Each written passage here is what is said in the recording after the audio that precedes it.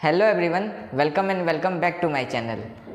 NCERT तो सभी कोई पढ़ते हैं, but how to read NCERT to score 360 out of 360। सबसे पहली बात, क्या एनसीईआरटी पढ़ के 360 में 360 लाना नीट एग्जाम में है पॉसिबल? सही में, प्रैक्टिकली पहले ऐसे क्वेश्चन सेट होते थे जिसमें 2-3 क्वेश्चन आउट ऑफ एनसीईआरटी रहते थे, बट अभी जो ट्रेंड चल रहा है क्वेश्चन आने का नीट में, उसमें सारे क्वेश्चन मतलब सारे के सारे एनसीईआरटी से ही रह रहे हैं। इधर कुछ सालों का अगर पेपर देखें तो प्योरली एनसीईआरटी बेस्ड ही क्वेश्चन आते हैं नीट एग्जाम में। तो बिल्कुल एनसीईआरटी पढ़ के अगर अच्छे तरीके से पढ़ा जाए तो 360 आउट ऑफ 360 बायो में आराम से आ सकता है एनसीईआरटी पढ़ के।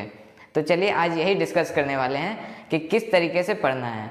सबसे पहली बात तो आपको ये समझना होगा कि एनसीईआरटी कोई आम मॉड्यूल, कोचिंग मॉड्यूल की तरह नहीं है।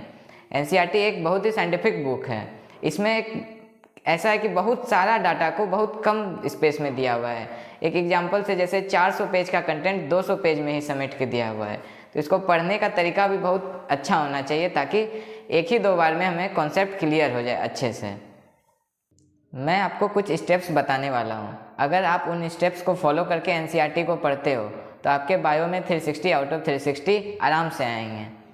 जब भी आप एनसीईआरटी पढ़ो तो उस टाइम अपने हाथ में पेन, पेंसिल कुछ भी लेके पढ़ो। मैं ये नहीं बोल रहा कि आपको एनसीईआरटी की हर लाइन को अंडरलाइन करना है, बल्कि मैं ये बोल रहा हूँ कि आपका फिंगर, पेन, पेंसिल कुछ भी उस जगह होना चाहिए जहाँ आप पढ़ रहे हो। इससे फोकस इंक्रीज होता है, इधर उधर दिमाग नहीं जाता है। लाइन जो लिखा हुआ है एनसीईआरटी का वो अच्छे से समझ आता है। जैसे मैं पढ़ के दिखा रहा हूँ, आपको भी बिल्कुल वैसे ही पढ़ना है।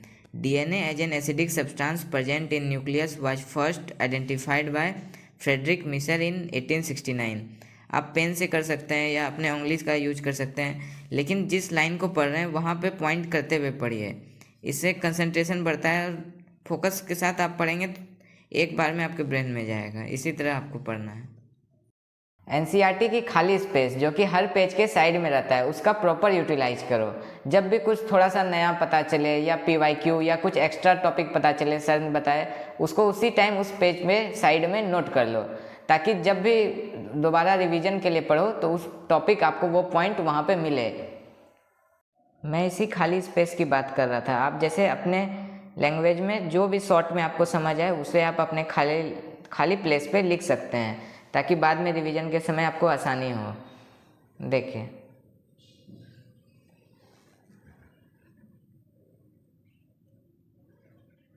इस तरह से आप भी प्रॉपर यूटिलाइज कीजिए पेज का, जो भी है इंपॉर्टेंट उसको साइड में लिख लीजिए। एनसीईआरटी की डीप अंडरस्टैंडिंग के लिए सिर्फ एनसीईआरटी को पढ़ने से ही नहीं होगा, बल्कि एनसीईआरटी बेस्ड क्वेश्चन प्रैक्टिस भी आपको करना होगा, वो कि जो सबसे ज़्यादा इंपॉर्टेंट होता है क्वेश्चन प्रैक्टिस करना। आप भी कोई ऐसे टेस्ट सीरीज या मॉक टेस्ट ढूंढ रहे होंगे जो कि एनसीईआरटी बेस्ड क्वेश्चन प्रैक्टिस करवाए। तो मैं एक ऐसे टेस्ट सीरीज को जानता हूं जो कि प्योरली एनसीईआरटी बेस्ड है। उसमें सारे के सारे क्वेश्चन आपको एनसीईआरटी बेस्ड करवाए जाएंगे। उस टेस्ट सीरीज का नाम है पराक्रम सीरीज। आप पराक्रम सीरीज के फीचर को पढ़ सकते हैं। इसमें क्या क्या होगा, इस टेस्ट सीरीज को आप नीट क्वेस्ट नाम के एक एप्लीकेशन से, जो कि प्ले स्टोर पे अवेलेबल है, वहाँ से आप डाउनलोड कर सकते हैं। आप डेमो भी देख सकते हैं कि इस ऐप को कैसे डाउनलोड करना है, यानी टेस्ट सीरीज को कैसे यूज करना है। इस एप्लीकेशन में नीट 2024 के लिए एक शेड्यूल के अकॉर्डिंग टेस्ट होगा, जो कि purely NCERT based test series होगा। एंड इसमें बहुत सारा स्टडी मटेरियल भी आपको प्रोवाइड किया जाएगा।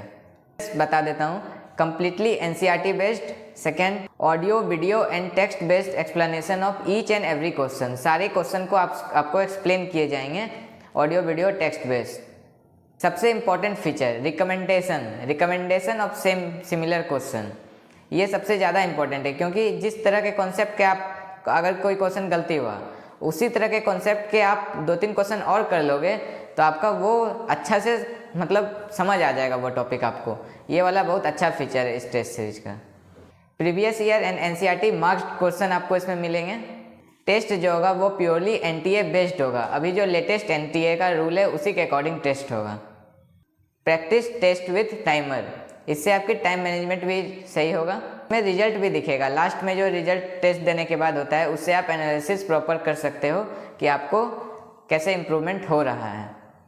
27 chapter wise and full syllabus test इसमें डिजाइन किए हुए हैं जो कि आपके पूरे एनसीईआरटी को कवर करेंगे, फिजिक्स केमिस्ट्री बायो तीनों की, और इससे आपको एक अच्छा नीट के प्रिपरेशन में मदद मिलेगा। स्टडी मटेरियल तो आपको मिल ही रहा है, साथ में फिजिक्स की एनसीईआरटी की हाइलाइट्स भी मिलेगा जो कि आपको सिर्फ और सिर्फ इम्पोर्टेंट टॉपिक जिसमें रहता है वो हाईलाइट किया हुआ मिलेगा।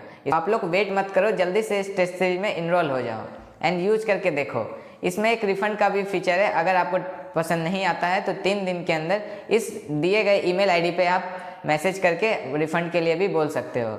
आप एक बार ट्राई करके ज़रूर देखें इस टेस्ट सीरीज को। टेस्ट का प्राइस है 1299। एनसीईआरटी के सारे डाटा इम्पॉर्टेंट हैं, चाहे वो साइंटिस्ट के नेम हो, चाहे वो ईयर दिया हुआ हो या कंट्री का नेम हो, जितने भी डाटा हैं एनसीईआरटी में दिए हुए वे सारे के सारे इम्पोर्टेंट हैं। आप जब भी एनसीईआरटी को पढ़ो तो हाइलाइटर लेके उस डाटा को ज़रूर अंडरलाइन कर लो, जो भी कुछ ईयर है साइंटिस्ट करने में, ताकि वापस जब भी आप बुक खोलो तो सबसे पहला नज़र उस पेज में आपको वही हाईलाइट किया हुआ वर्ड पे ही जाए, ताकि सबसे पहले उसको रिवीजन हो जाए। जब भी आप कोई लाइन एनसीईआरटी की पढ़ो तो उस समय उस लाइन को पढ़ते समय दिमाग में यही चलना चाहिए कि इस लाइन से नीट में कैसा क्वेश्चन बन सकता है, क्या क्या इस डिफरेंट टाइप ऑफ क्वेश्चन इससे बन सकता है, ये आपके माइंड में हमेशा रहना चाहिए। और काउंटर क्वेश्चन करके देखो और आंसर को उस लाइन में ढूंढने की कोशिश करो। इससे आपको 2 फायदा होगा, एक तो पता चल जाएगा question, different type of question आप खुद बनाने लगोगे तो आपको एग्जाम में देख के क्वेश्चन नया नहीं लगेगा, और दूसरा एनसीईआरटी लंबे समय तक याद रहेगा। जब आप खुद से क्वेश्चन बनाएंगे और उसको आंसर खुद से ढूंढेंगे तो ये आपके लॉन्ग टर्म मेमोरी में जाएगा और आपको परमानेंटली याद हो जाएगा एनसीईआरटी। जैसे देखो ये वाला पैराग्राफ पढ़ते हैं, DNA is the long polymer of deoxyribonucleotides. जैसे ये पहला लाइन ये है तो आपको सोचना है कि इस लाइन से कैसे क्वेश्चन बन सकते हैं। जैसे इससे क्वेश्चन बन सकता है कि what is the monomer of DNA, और एक ऑप्शन रहेगा राइबोन्यूक्लियोटाइड्स। मतलब आपको एक बार सुनने में ऐसा लगेगा कि हाँ ये भी तो ऑप्शन है, सही हो सकता है, लेकिन राइबोन्यूक्लियोटाइड्स आरएनए का मोनोमर होता है, डीएनए का नहीं। डीएनए का मोनोमर होता है डीऑक्सीराइबोन्यूक्लियोटाइड्स। तो यही सब आपको हल्का हल्का बेसिक बात आपको ध्यान देना है और पढ़ते समय बिल्कुल कंसंट्रेट करके पढ़ना है क्या क्या लिखा हुआ है। जैसे length of DNA usually defined as number of nucleotides और a pair of nucleotide referred to as a base pair. यहाँ पे दोनों बात दिया हुआ है, जैसे लेंथ ऑफ डीएनए को कैसे डिफाइन करते हैं एंड बेस पेयर किसे बोलते हैं। अब जैसे देखिए यहाँ पे डाटा दिया हुआ है, 5 × 174 का 5386 न्यूक्लियोटाइड, बैक्टीरियोफाइज लैम्डा का 48502 बेस पेयर, ई कोलाई का 4.6 × 10⁶ बेस पेयर। अब आपको जैसे एग्जाम में क्वेश्चन आएगा 5 × 174 का कितना बेस पेयर होता है, आप तो याद करके गए 5386 न्यूक्लियोटाइड, लेकिन वही आपको याद रखना है कि किसमें न्यूक्लियोटाइड दिया हुआ है, किसमें बेस पेयर दिया हुआ है, किसमें बेस दिया हुआ है, ये सब याद रखना है। यही छोटा छोटा जो डिटेल दिया हुआ रहता है, माइन्यूट डिटेल, यही एग्जाम में गलती हो जाता है। ऑप्शन में आपको ये भी रहेगा 5386, आपसे बेस पेयर पूछेगा, बेसेस पूछेगा, न्यूक्लियोटाइड्स पूछ सकता है, कुछ भी पूछ सकता है, हैप्लॉइड डिप्लॉइड कंटेंट पूछ सकता है, तो आपको ये सब पे ध्यान देना है। और एक इम्पॉर्टेंट बात, एनसीईआरटी को याद नहीं करना होता है, उसकी हर लाइन को समझ के पढ़ना होता है। ऐसा नहीं कि मतलब एनसीईआरटी को याद कर लिए पूरा, हर लाइन अगर समझ के पढ़ेंगे तो आपको लंबे समय तक याद खुद ब खुद हो जाएगा। एग्जाम में क्वेश्चन एनसीईआरटी की डायग्राम से भी आते हैं। एनसीईआरटी में जितने भी डायग्राम दिए हुए हैं वो सारे के सारे इंपॉर्टेंट हैं, आपको किसी भी डायग्राम को छोड़ना नहीं है, सारे डायग्राम को प्रिपेयर करके जाना है एग्जाम से पहले। और जो लेबलिंग पहले से किया हुआ है डायग्राम में उसको तो ज़रूर से ज़रूर याद करना है, बाकी आप कुछ एक्स्ट्रा लेबलिंग भी कर सकते हैं। ये एनसीईआरटी का डायग्राम है, इसमें डीएनए के दोनों स्ट्रैंड के बीच बेस पेयरिंग दिखाया हुआ है। मैं इस डायग्राम से आपसे एक क्वेश्चन पूछता हूँ, आप सुन के बताइएगा ये स्टेटमेंट सही है या गलत। Adenine form double bond with thymine and guanine form triple bond with cytosine. आपको क्या लगा ये स्टेटमेंट सही है? लेकिन ये स्टेटमेंट बिल्कुल गलत है। एडेनिन कभी भी डबल बॉन्ड थायमिन के साथ नहीं बनाता और ग्वानिन भी ट्रिपल बॉन्ड साइटोसिन के साथ नहीं बनाता। ये 2 हाइड्रोजन बॉन्ड होता है और ये 3 हाइड्रोजन बॉन्ड होता है। ये सेम चीज़ एनसीईआरटी के प्रीवियस पेज में लिखा हुआ भी है, आप देख सकते हैं।